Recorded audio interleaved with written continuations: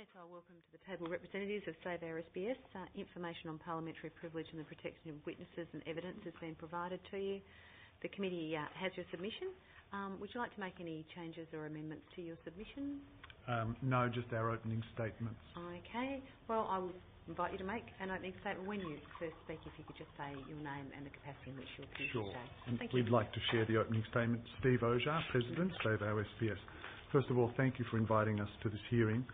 Save Our SBS is the national peak body for supporters and friends of SBS.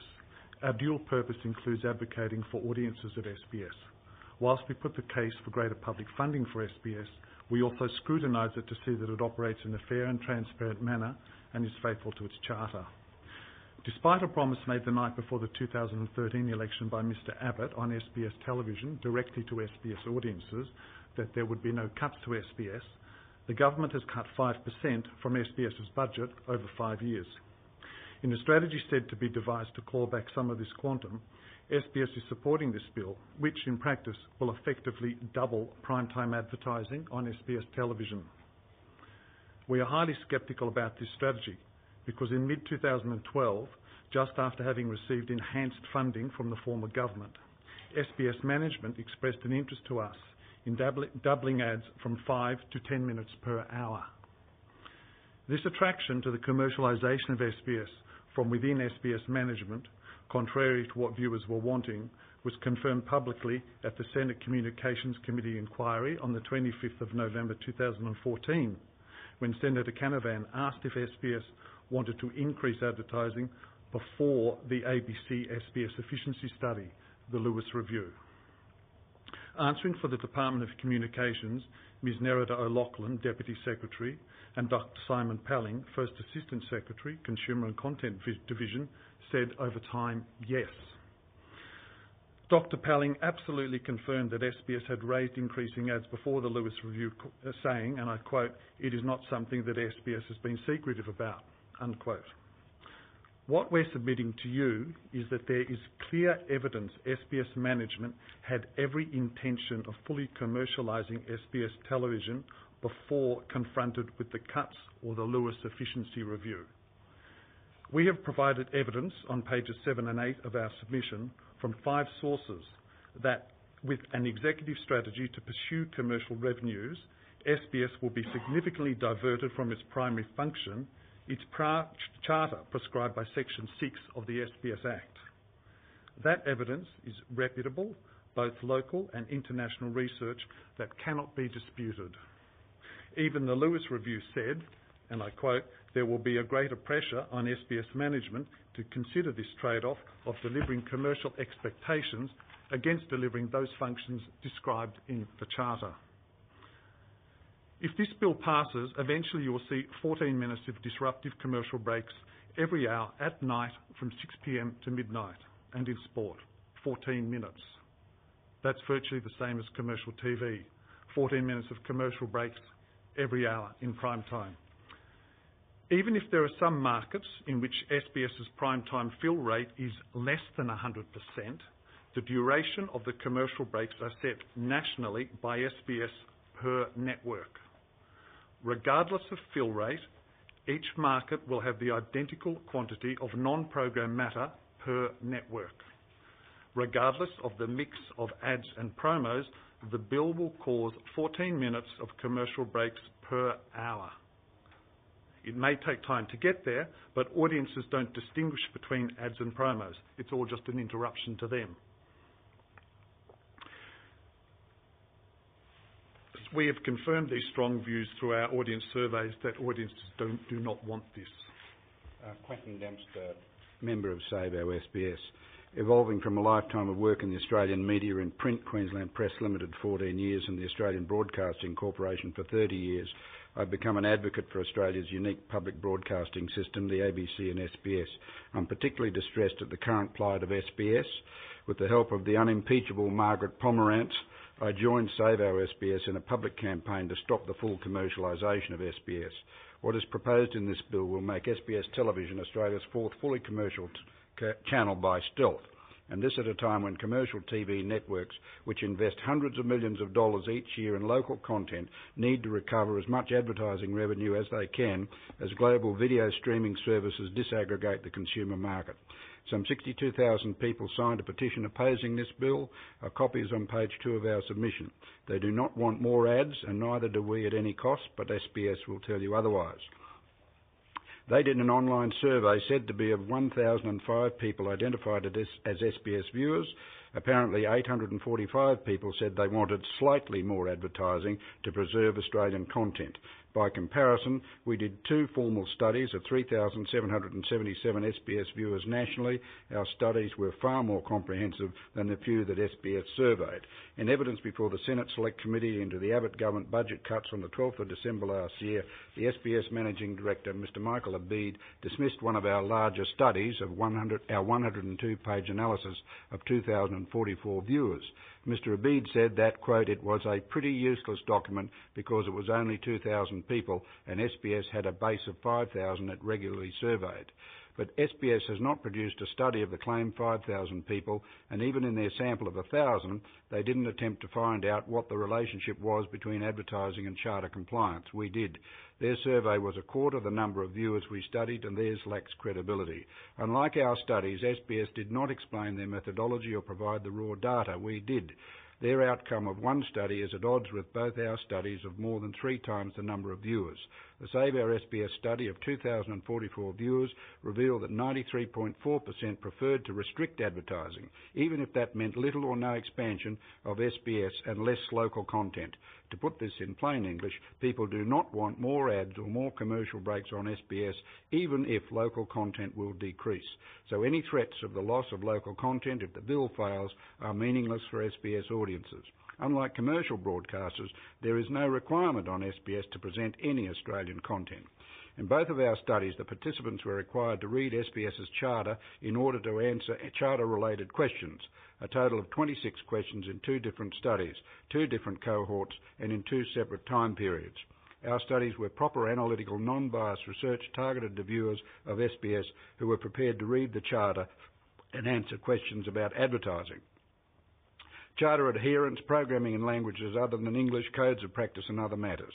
Against this you have the SBS survey of only 1,000 viewers, which seems to be disingenuous in the way it framed the question of a, quote, slight increase in advertising. Since when did it become accurate to describe a 100% increase in primetime advertising, a change from 5 to 10 minutes per hour, as a slight increase? SBS did. It's on page 12 of their submission. A word now about the commentary from the Department of Communications on our studies in their regulation impact statement, in which they say Save Our SBS conducted studies about the removal of advertising. We need to set the record straight here. Our studies were about the attitudes of viewers on a range of topics, including, as I said before, advertising, codes of practice, charter, programming in languages other than English, SBS radio, television and digital. In our first study of 1,733 viewers, we made no recommendation, and in our second study of 2,044 viewers, we made 5 recommendations. We conducted quantitative and qualitative research, although one of the recommendations was about the displacement of advertising to between programs only. We never recommended the total removal of advertising. The department has misrepresented us and this study. Steve Ojar. I now want to draw the committee to a technical matter. In a discussion about product placement, the explanatory memorandum to the bill states the guidelines would be included in the SBS Codes of Practice. The department's RIS also said the same. The product placement guidelines would be included in the SBS Codes of Practice. However, the bill has been so poorly drafted that it places no such requirement on SBS to include any aspect of product placement in the SBS Codes. The bill merely requires that the SBS Board develop and publish their guidelines about product placement. So what's the issue? Does it really matter if the rules about product placement appear in the SBS guidelines and not in the SBS Codes of Practice? The answer is yes. If the rules on product placement are not in the SBS Codes of Practice, any guidelines become a meaningless document in a dispute lodged to the industry regulator, the Australian Communications and Media Authority, ACMA. For example, where a viewer wished to pursue a breach by SBS of the product placement guidelines. The reason for this is because ACMA does not have the power to review guidelines created under the SBS Act. I'll say that again. ACMA does not have the power to review guidelines created under the SBS Act. Under the Broadcasting Services Act 1992, Section 150A or B, ACMA may only investigate a complaint made under a code, not a set of guidelines outside a code. In a modern democracy, there is no justice in a law that is framed so that consumers are denied an avenue to have a wrong made right, and that is exactly what this bill will do. Not only would this bill deny consumers any mechanism of lodging a complaint and zero chances of success, it really undermines what SBS is supposed to be about. And finally, Senator Quentin Dempster, we ask this committee to seriously question the stated support for this bill by your previous witnesses from FECA, the Federation of Ethnic Communities Councils of Australia. We are sceptical because FECA seems to have changed its tune on an issue vital to SBS's capacity to meet its charter purposes. For many years, individuals at senior levels within FECA consistently expressed concerns about the commercialisation of SBS to senior people within Save Our SBS. We talk to each other. As recently as March 23rd, a senior person from FECA told Steve Ojard, my colleague here, and I quote, "FECA does not want more advertising and we will not support the bill." Mr Ojard was reassured. But on the 23rd of April this year, an investigative piece in Crikey by reporter Miriam Robin titled SBS Brings Out the Big Guns as Questions Raised About Multicultural Group Support reported that a financial relationship between SBS and FECA was in the order of $51,000. We think there is a conflict of interest here. FECA will deny it, of course, but we're entitled to be sceptical because in stating in its submission that their support is, quote, necessary to ensure that the role of SBS in supporting multicultural communities is not diminished, close quotes, we understand that FECA did not survey the wider ethnic communities. Save Our SBS is on the mailing list of some of the various state ethnic councils that make up FECA. None of them asked their members, do you support or not support this bill and why? As far as we can tell, unlike Save Our SBS, FECA did not survey anyone about this. The danger to SBS's charter purpose is now clear. I'd like to read you briefly an extract of an email dated 26th of March 2015 from SBS Program Assessment Manager to Ronin Films regarding the documentary These Heathen Dreams made by the Greek-Australian documentary filmmaker of international standing, Ms Anne Soulis, in which SBS state, quote, as a broad general channel, we can only acquire documentaries with broad general appeal. Crikey published this letter last Friday in the story, A Broad General Channel, Is SBS Ignoring Its Charter? SBS rejected this documentary about the life of an Australian poet, but it was commissioned and was broadcast in prime time in France at 8:30 on a Sunday night and elsewhere. Now SBS may say this complaint from a rejected proponent is a case of sour grapes, but SBS's stated reason for rejecting the merits of commissioning this documentary are probative of a distortion of its charter purpose. SBS is not supposed to be a broad general channel. This is the role of the ABC and commercial broadcasters. SBS is supposed to be a special broadcaster, not one of broad general appeal. It seems to us that FECA is supportive of SBS's broad general appeal attitude, which is contrary to the Charter. Why would we say that? Because a letter was published last week from the filmmaker, Ms Soulis, dated 30th of March 2015 to SBS's chairman and copied to the chair of FECA, in which the specific matters to which I referred, broad general appeal and so on, were raised. We're told FECA ignored that totally, no reply, nothing. This did not raise alarm bells within FECA. It seems to us that FECA is out of touch with the community it claims to represent, and SBS has its priorities elsewhere.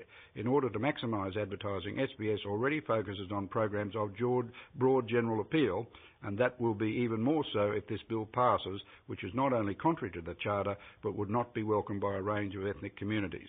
When SBS introduced in-program advertising in late 2006, audiences protested. A petition was presented, and since then tens of thousands of viewers have used many forums in growing numbers calling for a means to remove or at least restrict advertising to between programs only, as SBS once operated. But the fact that a bill has been introduced that will now ramp up the commercialisation of SBS and double the number of commercial breaks that interrupt programs indicates a contempt for the taxpayers who fund SBS. If this bill is passed, it will damage SBS and multiculturalism in Australia, not just a bit, but irretrievably. I'm sorry to have taken so long. At least you talk fast. Okay.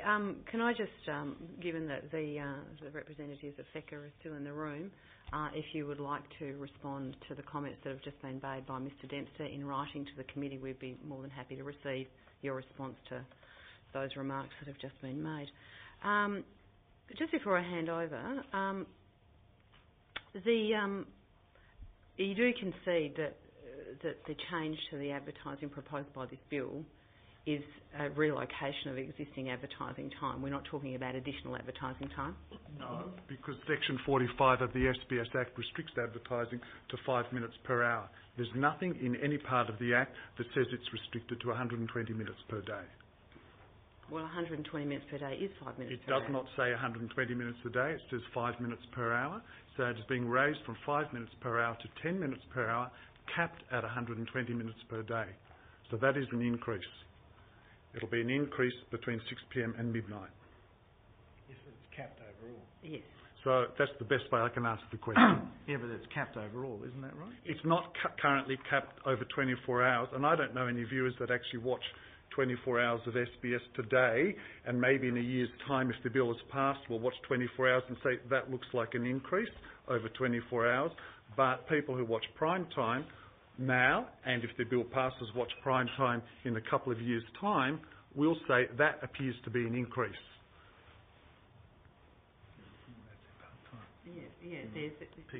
It's giving more flexibility about the placement of the ads over a 24-hour period, but there is no capacity to increase the amount of... The hourly advertising is increasing.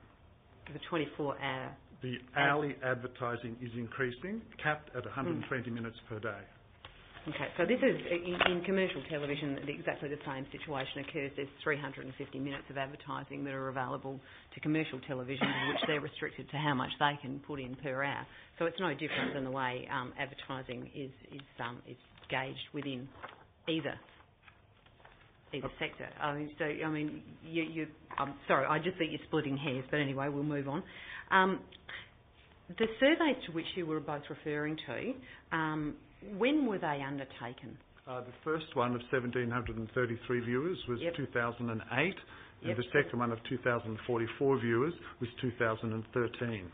Okay, so neither of these surveys have been taken post the changes to funding? The one that was done post was in the form of a petition of about 62,000 signatories, which had a detailed blurb, which is in our submission, a background, that was attached to the few paragraphs that were actually the petition itself. Okay, so but the information in your submission that you've given us that quotes the statistics about what people wanted and the people you've surveyed refer to the 2008 and the 2013 surveys?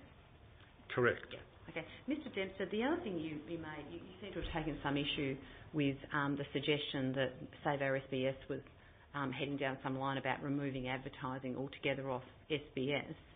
Can I just ask you, in your 2013 online survey, the first question you ask is, do you want SBS to devise a plan to remove all advertising from within programs?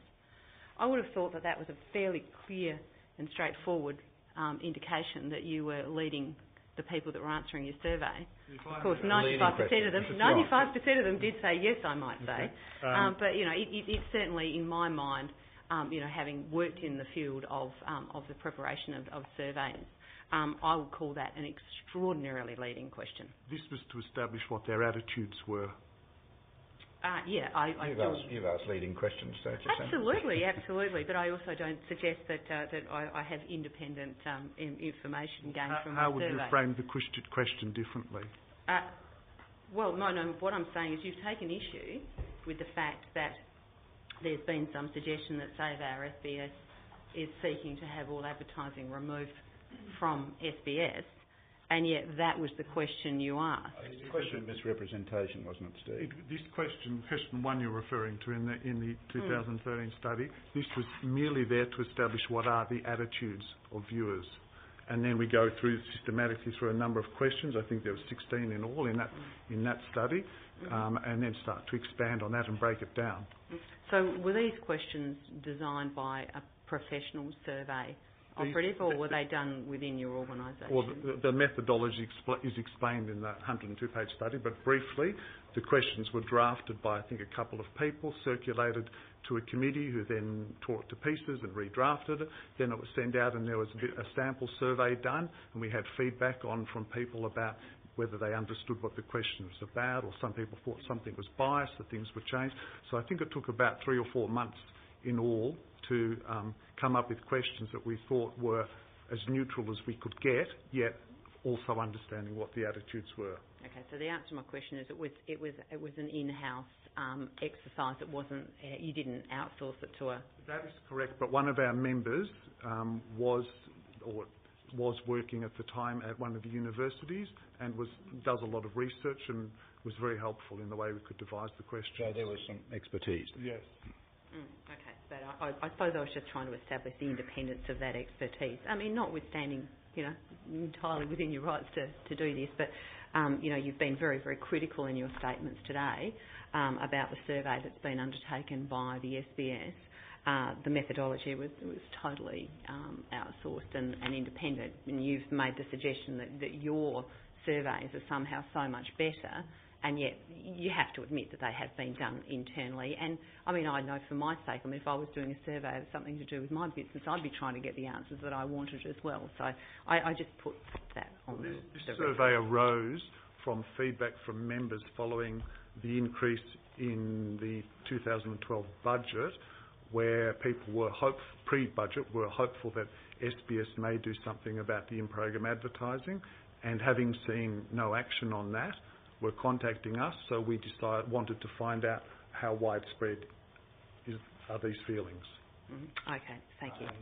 I'd been concerned for many years from not only the SBS's increasing reliance on advertising as the hybrid model to help fund itself, but when the board of SBS changed got external legal advice to have a changed definition, an understanding of natural breaks, and then use that legal advice to have advertising in programs. I'd warned that many, many years ago when arguing about no advertising on the ABC. I'd warned many years before that this was a retrograde step. And in 2006, the SBS board determined that they would break into programs to enhance their revenues. And then that was part of the slippery slope. Okay. Thank you. Senator Erica. Thanks very much, Chair. You raised in your opening comments, or you mentioned about a fourth commercial network. I know that Free TV is also concerned about that. What implications would that have to SBS?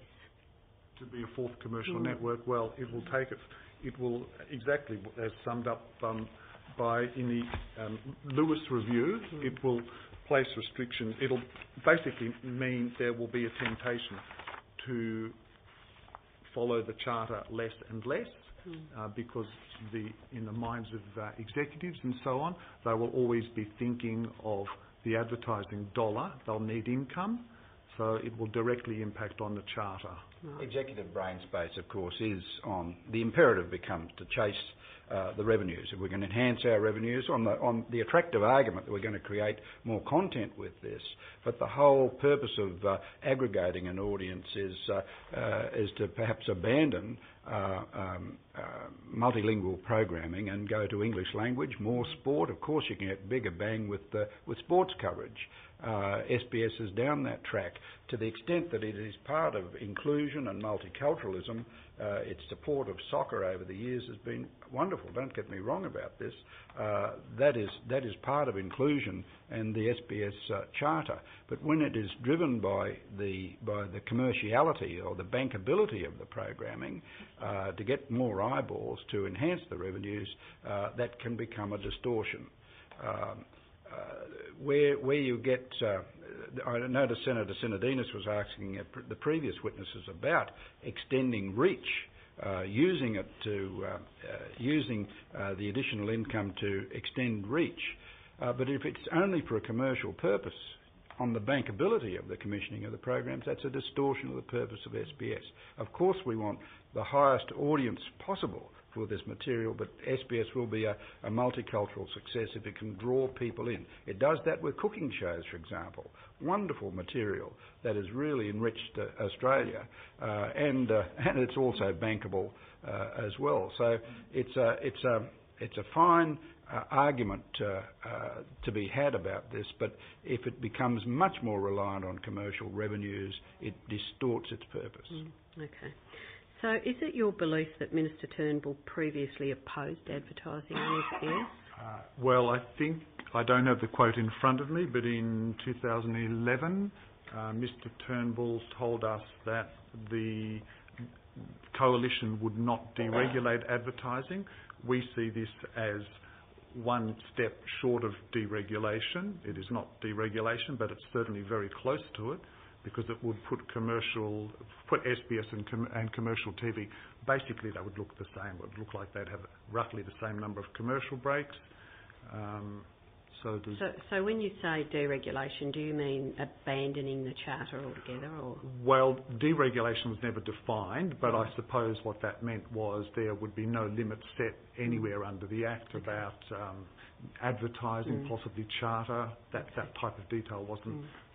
But certainly, Mr Turnbull, I can look up the quote for you if you wish, but he did definitely state to us that under a coalition government, he was in opposition at the time, under a coalition government, the coalition would not deregulate advertising on SBS. I think the ministers put the bill up at the request of SBS. That's why we went to pains to point out the timeline, where we sort of knew previously that there are people in SBS, its board and management.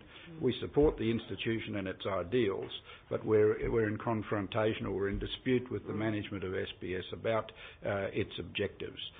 We think they should take a harder line. If they're going to have a haircut, they're going to have to work around that haircut, but it's absolutely vital for the sustainable future of SBS that it not be further commercialised. But that haircut was promised prior to the election, that there wasn't going to be a haircut. The haircut was going to stay. That is correct. Yeah. Yes. Okay.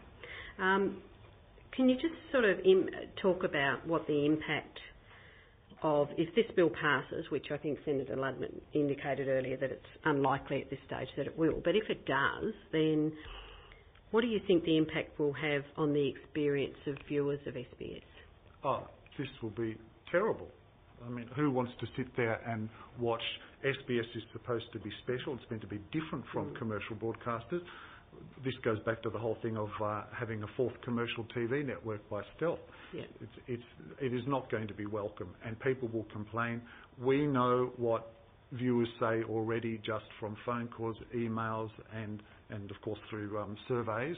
We know what people think. They don't like it, and it's just going to antagonise them further. So it just becomes another commercial network to watch, which is now, I think you've explained, that it's very unique. I think everybody was prepared to cop the ads between programs, although I couldn't stand that either, but as a supporter of a public broadcasting ideal, when they broke into programs, the loyalty, my perception was that the loyalty that SBS had built up with its audiences was really undermined.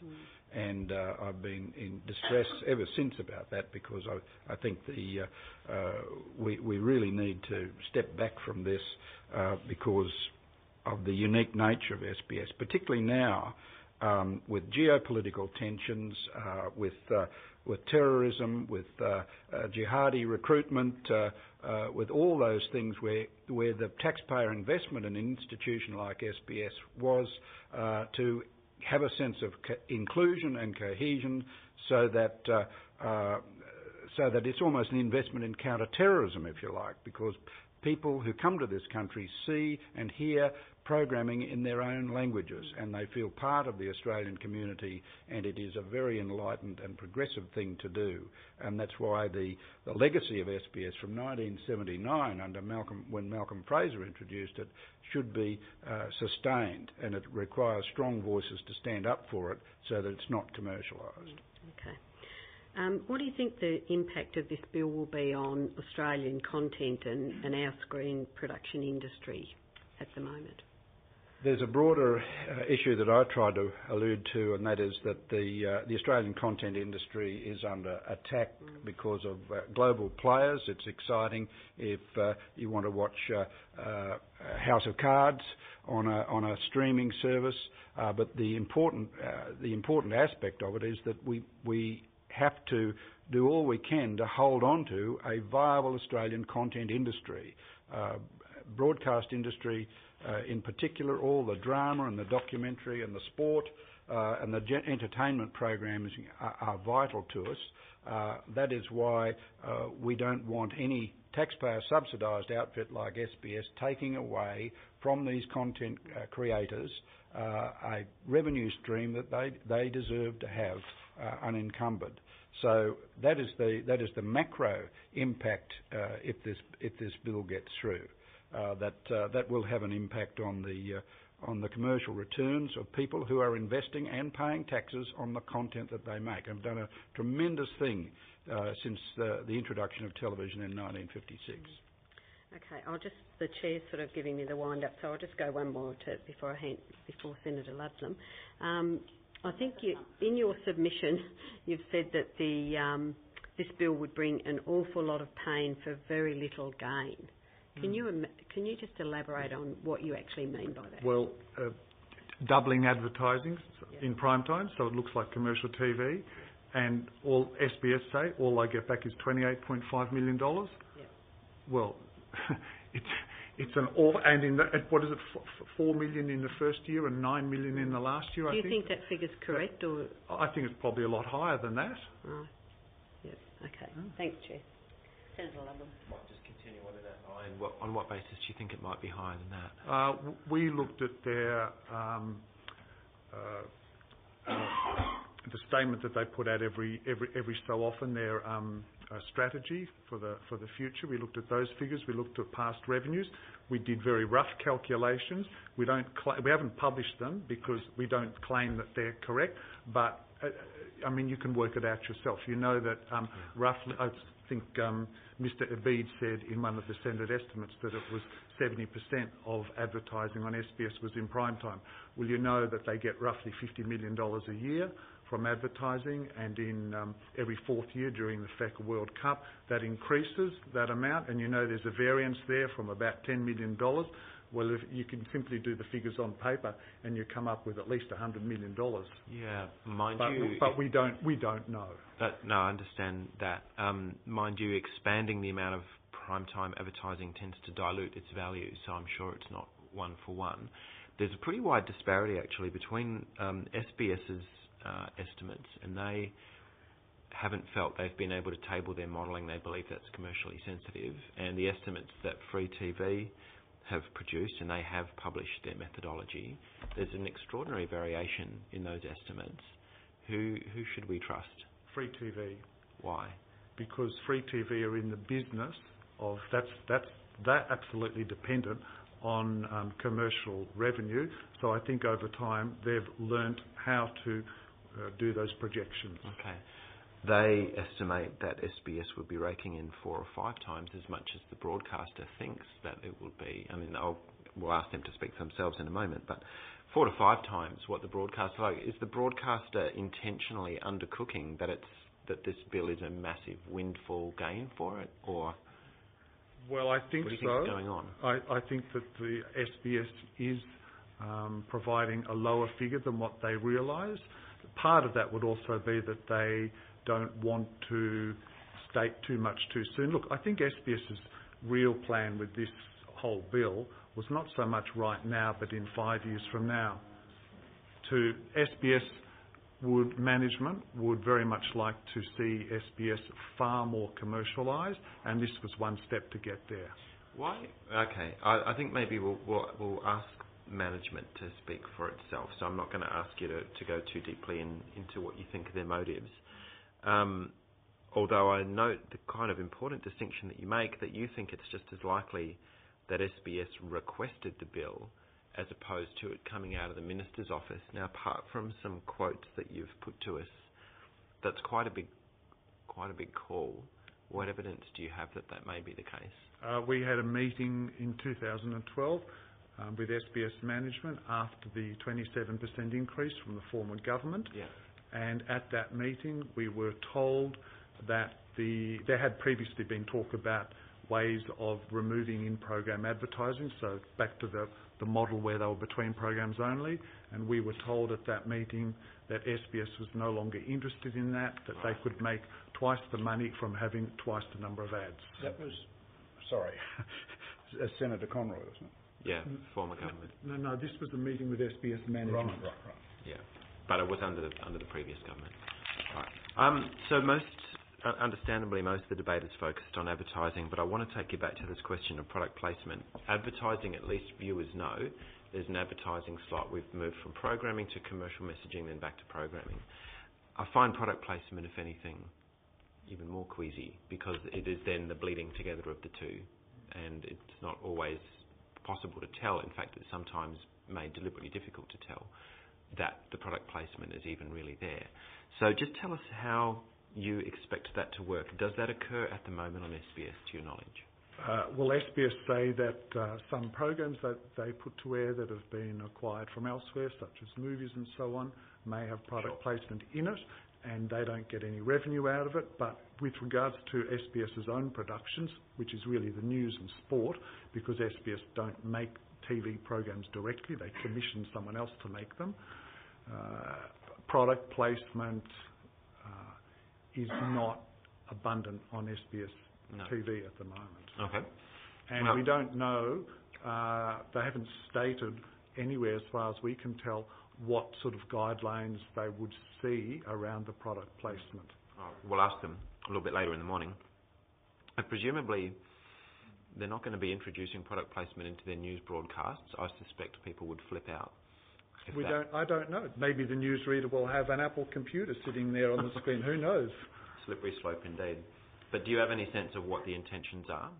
What's it going to look like? Commissioning, I don't know, cooking shows or renovation shows or... Well, I think in cooking shows they probably would have them. I think they may have said that somewhere. I can't remember. Renovations of houses. Who knows? It's the programming that is commissioned which is bankable not only on the advertising for the viewers that you can attract, but also on the revenues for the products that are going to be placed in there. And as you indicated, they're very clever in doing that. So hopefully the viewer doesn't know. You can get a flash of an Audi or a Toyota or something like that. Kind of subliminal. Doesn't sound particularly special to me in terms of the charter obligations. Like, to me, that entire form of programming sounds like it would sit outside the charter obligations. Do you think it's compatible? No. Let's just tease it out a bit. Why do you think it's incompatible? Well, because the moment, it's similar to the advertising argument, but the moment you start placing products in programs, you start to distort the way people think about programs when they're putting them together. You also, to some extent, if one advertiser sees a product placed in someone else's program, they could also be contacting SBS with regards to wanting their product placed in the next program. And so you start to change the way you think about what the charter is supposed to be about. Right. My last question really, I'm going to go back to some of the stuff that you raised, Mr. Dempster, about how multicultural, multilingual broadcasters, how important they are, given the particular tensions that exist within the community that are, I would argue, at an all-time high. If this strategy is a success, say the bill passed, or even if it doesn't, and the broadcaster carries on down this route of wanting to commercialise itself further, and attract a more mainstream audience or a bigger slice of the commercial pie, and in the process turns off a bunch of its audiences who can watch stuff online, they can watch stuff over satellite from the countries they might have originated from, and basically disengage from the debate that SBS has been such a powerful part of promoting. Let's just talk through what the consequences of that would be, because for me, I'm presuming the government and maybe even management would consider that a success. But what are the consequences of that?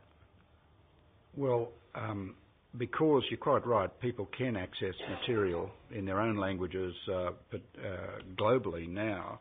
But I suppose it's for me a question of the policies of various governments of Australia to increase the population of Australia with through our migration program, which has helped to build Australia. I think everybody concedes, and there's a consensus of a successful multicultural society with general peaceful interaction. The SBS has been a part of the process of making Australia much more coherent with the migration program since its inception in 1979. And it's that development that is, I think, so important to the future of this country as a peaceful, inclusive, cohesive, rigorous, robust democracy. The loss of that driven capacity through an institution like SBS, I don't know where that would go. I think that the democratic strength of Australia as a multicultural society is enhanced by it. I think other forces may come to play, other prejudicial forces, other people wanting to exploit prejudice, rather than have a broadcaster whose primary function is to break down prejudice, to break down racism, to break down xenophobia, which we all know to exist in this country. To me, that's the single most important issue in play. Thanks for teasing that out. Thanks, Chair. Thanks, Senator Waslam. Senator Sinodinos. Thanks very much. In terms of the issues that Save Our SBS have raised, one of the issues you raised here is that you're saying the SBS management itself are very keen to further commercialise SBS and ultimately make it a fourth channel? Yes. And why is that the case? What's their motivation? That's the sense that we've picked up from conversations. Sorry, I can just remember when the SBS board at that time in 2006 they got this external legal advice and changed the definition of natural breaks to allow advertising within programs. There was then a senior executive of SBS, Richard Finlayson, who told the B&T, the Advertising Industry Journal, that it was the intention of SBS to become Australia's fourth commercial channel. Somebody sent me that. I wrote about it at the time, and I was very grateful to have that insight into that strategy. 2006? Yes. Is Mr Finlayson still with SBS? He's with the ABC. Right. He's going to make the ABC into the fourth commercial channel. You never know, Senator. Be the fifth commercial channel. You never know. I think we've won the argument about further commercialising of the ABC. Sure. But are you asserting the current management share this view? Is that right? Obviously, yes. We believe so, and board, and the majority of the board. Yes. But apart from quoting Mr Finlayson, what evidence have you got for this proposition? Well, of course, there's the conversation I referred to before in mid-2012, but it's also, I think, as recently as January last year, the view... There was another meeting with SBS. I don't think it was directly said in those words, but certainly it was made clear to us that SBS management find that advertising is very beneficial to them, and they are very attracted to that idea. And who was this at SBS? Was it Mr Abid? Was it other members? No, this is Mr Lloydell. Mr Lloydell. But Mr Abid has previously expressed the concerns of mid-2012 that I talked about earlier. And the concerns in mid-2012, that was a conversation between Mr Abid and the then Minister? Is that what you're referring to? No, this was a conversation. I don't want to go too much into that because it was a private meeting, but I feel that this now needs to come out. Mm-hmm. This was a meeting between Save Our SBS and SBS management, which we would often have meetings. And it was with the CEO? Yes, with the CEO. Okay. Now, in terms of the point that was made earlier about the potential commercialisation of SBS, and there was a reference to the fact that some programs, in inverted commas, have broken through, like the cooking programs, Isn't this exactly what we're looking for from SBS, to find ways to break into the mainstream so that it attracts a broader audience and helps to educate and inform that broader audience? Yes. There's two parts to that answer. One is yes. The other part is broader audiences also appreciate, for example, watching programs from other countries, even movies, because it brings a culture that informs, especially Anglo-Australians, informs them and lots of cultures in Australia about other cultures just simply by watching overseas TV programs or movies. So what's your strategy for SBS to break through and build a more mainstream audience so it can improve its capacity to educate and inform? It all depends on your capacity to market your programs too. I mean, look at the publicity that was generated over Struggle Street. The other program, Go Back to Where You Came From, was an eyeball success. You can, with innovation and clever strategies, get a substantial audience. Yes, public broadcasters really look at their audiences as citizens in a democracy, not consumers to be delivered up to advertisers, a part of the advertiser's business plan. So the real skill in public broadcasting is to create really innovative programming that draws people in. And if you've got a bigger marketing budget or a good publicity campaign to draw people to those programs, you can be rewarded with a substantial audience. I think people, particularly now with global media coming, people really look at the clever programming that comes out, and that can still be done with a charter obligation that has to be pursued by SBS. There can be some breakthrough programs that bring all the audiences in, but it's the idea that is the most important aspect of that. So, in that context, and this is the problem with public broadcasters, because to whom how are they held accountable? Well, the public broadcasters, Senator, are creatures of you, of the Parliament of Australia. You're governed by the Acts, the SBS Act and the ABC Act, with all the accountabilities from National Office of Audit to their codes of practice being externally, you have to be externally accountable to the Australian Communications and Media Authority, as well as the defamation, contempt and the laws of Australia. So the accountability regime is clearly there, and they're creatures of acts of this Parliament. And there are avenues by which accountability could be increased. For example, if you look at the BBC, their board, well, I think it's called the Trust, publishes their minutes. I believe they black out private names and things like that, I think about a month after the board meeting has taken place, so that that doesn't happen at the SBS. We don't really know what the board says because the minutes are not published, although people do say things, but that would be one way of making it more accountable, to have the minutes of the board published. Another way we talked earlier about the problem of just having material in the guidelines. So there are legislative ways that you can make it more accountable. About licence fees? I think the BBC, they have a licence fee in the They do, but unlike the ABC, when there were licence fees many years ago, I believe that the licence fees for the ABCs went in consolidated revenue, and I think they got less than 1% went off to the ABC, if my memory serves me correctly. They abandoned that post-Second World War and became part of the appropriation of the Parliament of Australia. Would you prefer to go back to that sort of system? I don't think it would be advisable. Nowadays, with the deficit difficulties of currently, and it's not. BBC has a different history, and there's an acceptance by the British people to paying a licence fee for which, and the BBC had almost monopoly broadcasting. Here we've had a wonderful mix.